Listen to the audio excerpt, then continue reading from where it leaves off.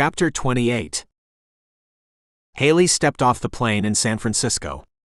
The limo would take her to St. Thomas University. She wasn't excited about the name. She had never heard of it, at least not in San Francisco. The name had all the appeal of a place where they turned girls into nuns. She knew she had to find some way to ditch the driver and get away. Now that she had arrived back in San Francisco and had control of her money, she understood what she had to do. Stop at the nearest store. I was told to take you directly to the college and wait until you're checked into the dorms, the Chinese driver said.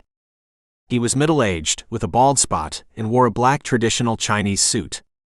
His voice had the sound of an American, but his manner was that of old-world Chinese, where women were subordinate to men. I have a problem. Your problems can be taken care of when I take you to the admissions office, then you can do what you want, miss. I have a female problem, Haley emphasized. Men didn't usually like to discuss a woman's time of the month, at least not most men, unless they were interested in when they could gauge when they would be able to have sex again, Haley's mind told her. Haley gazed into the car mirror and she saw the driver's face turn chalk white from embarrassment. He angled the car and drove off the highway and down to a gas station with a chemist store. Getting out of the car, she said, I have to take my bag with me. It will involve a change of clothes. This will take a while. I have to wash out my... Okay, miss. He stopped the car and jumped out and opened her door. Haley bounded out, and the driver reached and handed her the small backpack filled with some of Adrian's jeans, t-shirts, and the money Adrian gave her in confidence. She had enough money for everything she needed. That was probably why Adrian said to make sure that Haley was deposited at the school's admissions office, and he shouldn't stop anywhere. Haley took the backpack and hung it across one shoulder and headed indoors. When she walked inside, she looked around, and to the left she saw another door and a couple of big rigs parked outside near the door. When she saw her driver enter the limo, she ducked down and went through that door to the outside. The driver of the rig climbed into the cab and was ready to leave when he noticed Haley sitting next to him. You can't ride with me. It's against my company's rules. What if I pay you? You still can't ride with me unless you're family and I get permission. How much do you make a year? What does that have to do with anything? You still can't ride with me, and how old are you anyway? You look like you're 15. It's the genes. I look younger than I really am. I'm 19. She pulled out a picture ID she made in the Samsa's computer room and showed it to him. Now can I ride with you? How much are you paying? He asked, this time more receptive to her offer. I'll give you $10,000 to drop me off at the Millennium Hotel in San Francisco. He glanced at her and then he said, what the fuck? Just what I was about to say, Haley said to him, and she slid down in the seat. She watched as the driver of the big rig pull around, and she saw the Chinese driver on the phone. He was distracted and didn't see her. Haley turned her back and took out 5 packs of $100 bills containing $2,000 each. She dropped them on the seat next to the driver of the big rig, and he took off. It was 10 a.m. when the driver dropped her off at the hotel, after giving her a lecture about getting into cars and trucks with strangers. She had gotten that lecture years ago from her father, but it didn't cover everything, because she had made a mistake by getting into Brian's limo, and she suspected she would have more mistakes to learn from, and more mistakes to make. She sauntered up to the desk and said, I'm a guest of Mr. Samsa. He said that he will be out of town for a few days, and that I'm to stay in his suite until then. The clerk, a young man heavy-built, with stocky arms and wide chest and long legs, had a look of constant hunger. What is that I smell? Haley asked. It's breakfast coming from the restaurant. I usually get my breakfast about this time. He appeared distracted by the smell of scrambled eggs, ham and bacon. My replacement isn't in yet. What if I get you a plate with that delicious food, and you have my key waiting for me when I return?" The young man with red hair and a pale complexion agreed. Haley sauntered into the restaurant and asked the cook to give her the plate for the man at the front desk, and he handed her a warm plate covered already prepared. The smell of food made her mouth water. She had left early from the Samsaw's ranch. It was dark and around 6 a.m. when she climbed into the limo, and around 6:30 when she met the plane, and it took off and landed an hour later at a private airport in San Francisco. It was now after 10 on a Sunday morning when she said that she didn't need anyone to see her to the suite. She could find it herself. The red-headed clerk had his face in the food and didn't look up to see her enter the elevator. She put the key in the door, then pulled it out and it opened. "Wow. This is nice," she murmured. Haley dropped the backpack and found the phone near the sofa and ordered a breakfast of ham and eggs, English muffins, and strawberry jam. She hadn't been allowed to drink coffee, but what the hell? She had no one to dictate to her what she could and couldn't do. She needed a lift after realizing that Hunter no longer wanted her. She even considered having a drink of wine. But it's too early, she thought. He waited until after he fucked me to decide that I wasn't what he wanted, so from now on it will be humans all the way. But he did have a large cock, she thought. I could fall in love with him just from him filling me up every night, she murmured, cracking a small smile and falling back on the sofa. I should be ashamed of myself. No, I shouldn't. I have no one to tell me how to behave. Just look what it got me being nice. Nothing, she said as she dropped her clothes and walked to the shower. When she exited the shower, she grabbed a robe and put it on. She was out just in time for the waiter to deliver the breakfast. He rang the bell and she sauntered to the door. There stood a tall young man with dark hair and gray eyes.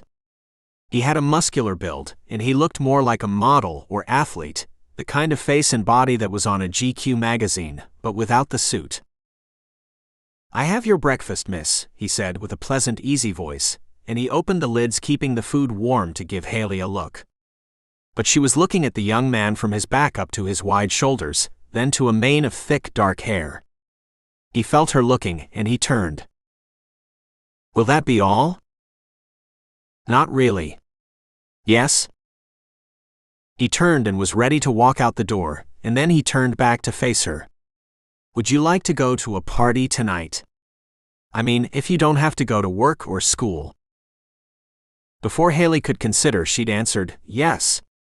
I'll be glad to go to a party. I've never been to a real party before." She had never been anywhere before. She had been the only child living with her protective father in a rural small town. How could she turn down a chance to go out on a date? Her only date was with Hunter. Her first sexual experience was with Hunter, and her first disappointment in a man was with Hunter, the werewolf. She thought she might fare a little better with someone like herself. "My name is Haley Redmond." "My name is Jack." "Okay, Jack, you have a date. I'll pick you up about 9 tonight." Haley smiled, and Jack showed himself out. Then Haley sat down to eat and realized she forgot to ask what kind of party and what she should wear. Her clothes were limited, but she was sure she would fit in. A little dancing and a lot of drinking, and no one would care what she had on or didn't have on. She smiled at the thought. Chapter 29. Hunter decided to forego Christine's apartment. Instead, he spotted a restaurant. He knew that it was once the local cafe, which used to be small, but now it looked different. It had expanded so much that he didn't recognize it, or the humans and shifters ambling along the sidewalk looking curiously at him when he entered the restaurant. Before, the structure was a small diner with a large picture window to look out at the people milling about. It served breakfast and lunch to mostly humans, with 4 booths and an equal number of tables and chairs, and one large bar where you could eat and have a drink before going home. You could find families who worked for the Samses sitting in those booths on a Saturday or Sunday morning. Now it resembled one of the expensive restaurants found in the hotels in downtown San Francisco. It had the fancy white tablecloths on the tables and booths, which were more elaborate than before. It had 2 large chandeliers, and the ceiling had been raised. Hunter couldn't imagine who had remodeled the restaurant. Looking around, it wasn't very busy when he walked into it. His first thought was that someone must be losing a lot of money on it when he took a look at the prices on the menu. Those were prices for the rich. Samseville was a town of middle-class humans and shifters. He sat at a table, and a blonde woman in her 30s came over immediately. She was dressed immaculately. An expensive black and white uniform, mid-heel shoes. Her hair was in a French bun, and her face was flawless.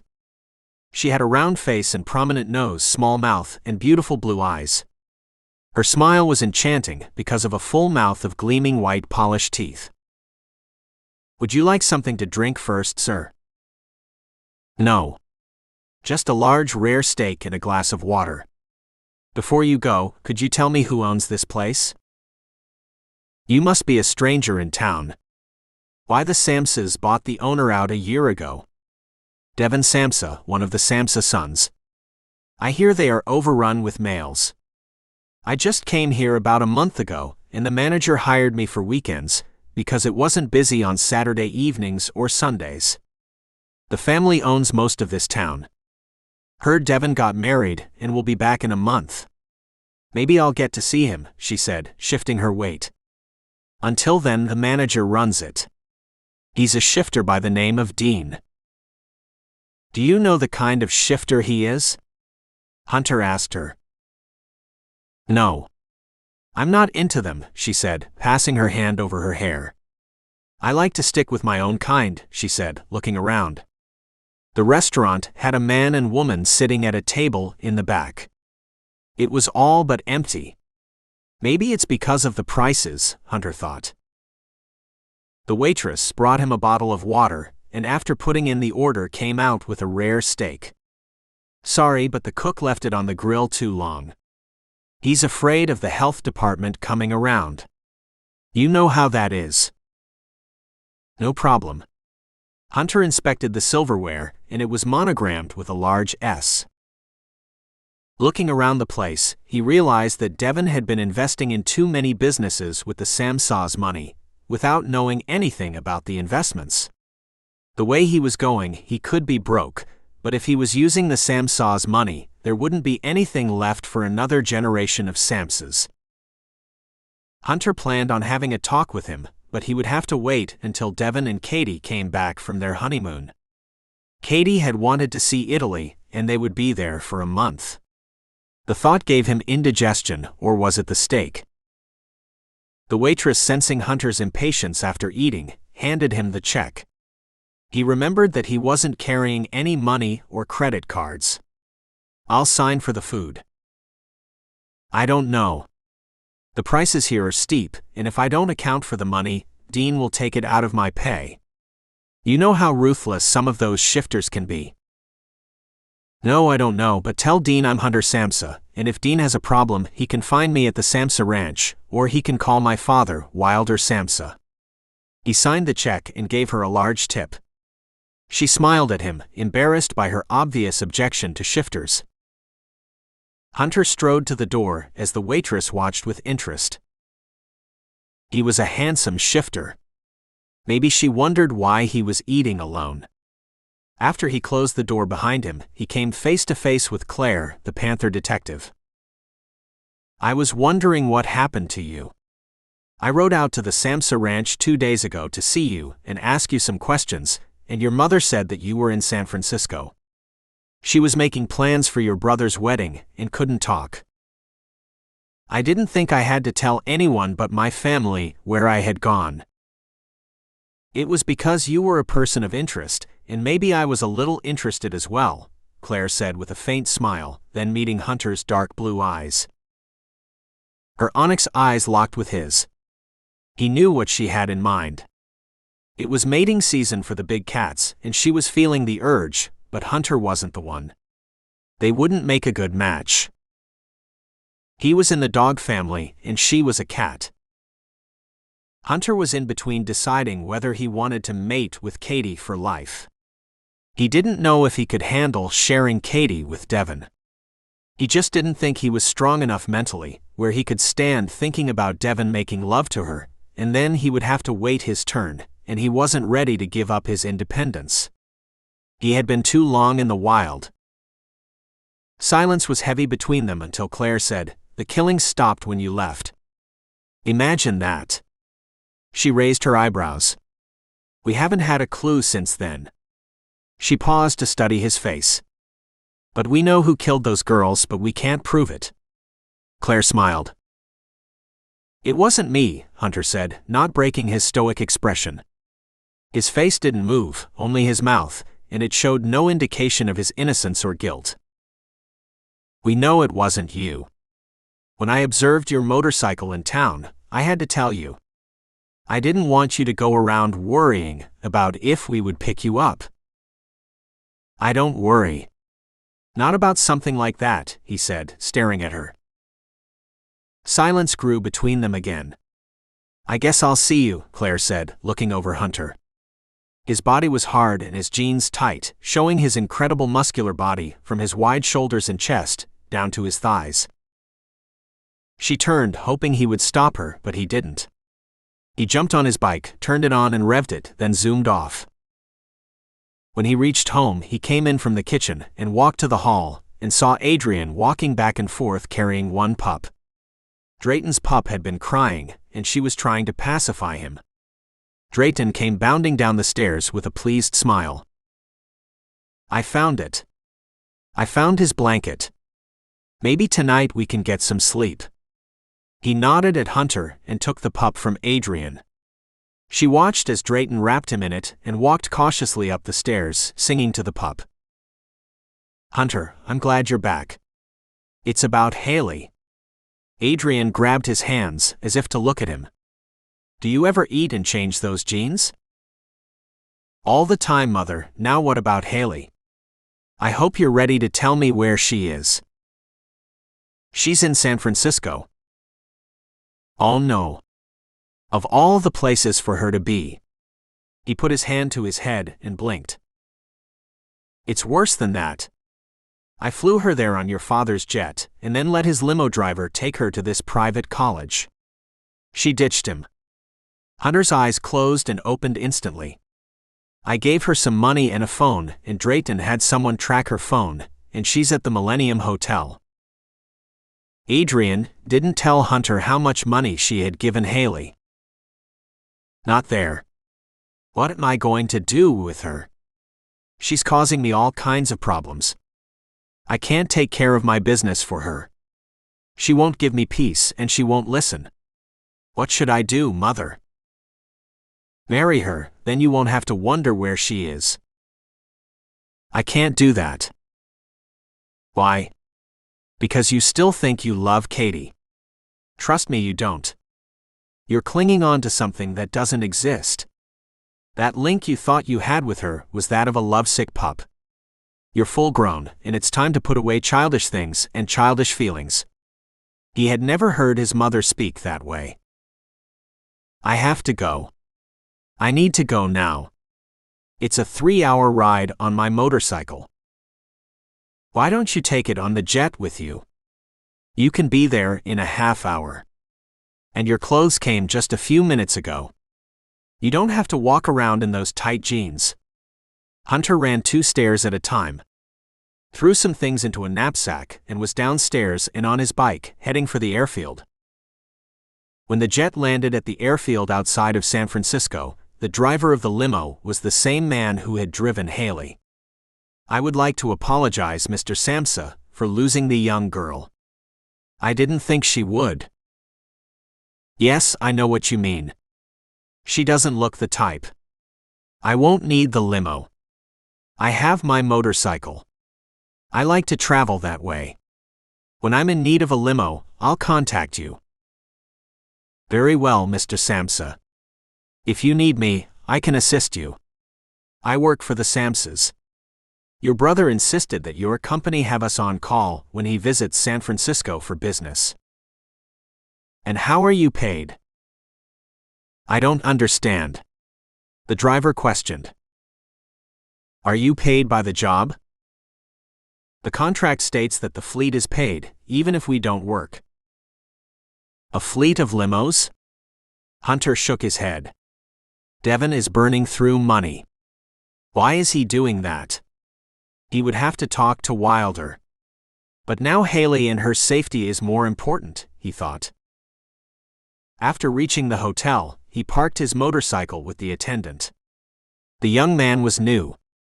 He kept his driver on call, but that was one limo, not a fleet of them, and it was with his money, not the Samsa's money.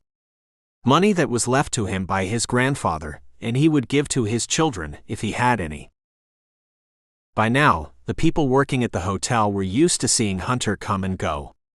He reached for his bag and headed through the door held open by a doorman, who promptly nodded at him.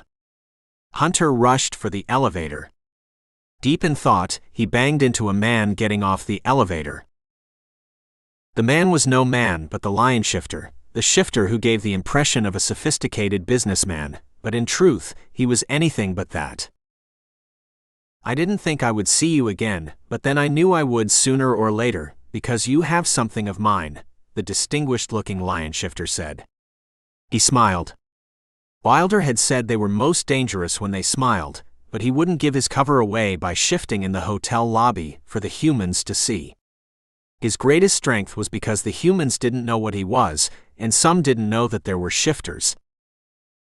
If you mean the company I just bought, you can't have it. You know exactly what I'm talking about. The woman, she's mine. I can buy a company every day of the week, but the human female is once in a lifetime. Those were Hunter's sentiments, too. They stood glaring at each other, measuring each other. The lion shifter was so sure of himself. He was in no hurry. He thought he could wait. He smiled and stepped aside for Hunter to step into the elevator. I'll give you a week to bring her to me, or I will go down to Samseville and take some of my young lion shifters with me, and clean out that town of yours. I will leave nothing standing, and not a shifter left alive. Hunter looked at him. His eyes were cold and dead, his voice icy, his tone frightening. Hunter didn't doubt him. Wilder had warned him about how 2 lion shifters had managed to kill a pack of werewolves. Hunter was now in a dilemma. How could he sacrifice the lives of many shifters in his own family for one stubborn, obstinate young girl who never listened and didn't care about her own safety? He was relieved when he reached his floor, but became angry when he opened the door of his suite and saw a table of breakfast food, but no Haley. It wasn't any use in looking for her. She was probably somewhere she shouldn't be. He thought it best to wait on her. His only hope was that she didn't run into the lion shifter coming into the hotel, and the shifter didn't suspect that she would be that close. He must be distracted, not to get her scent. Sitting on the sofa, Hunter fell asleep, and then he heard the key in the lock. He stood and faced the door.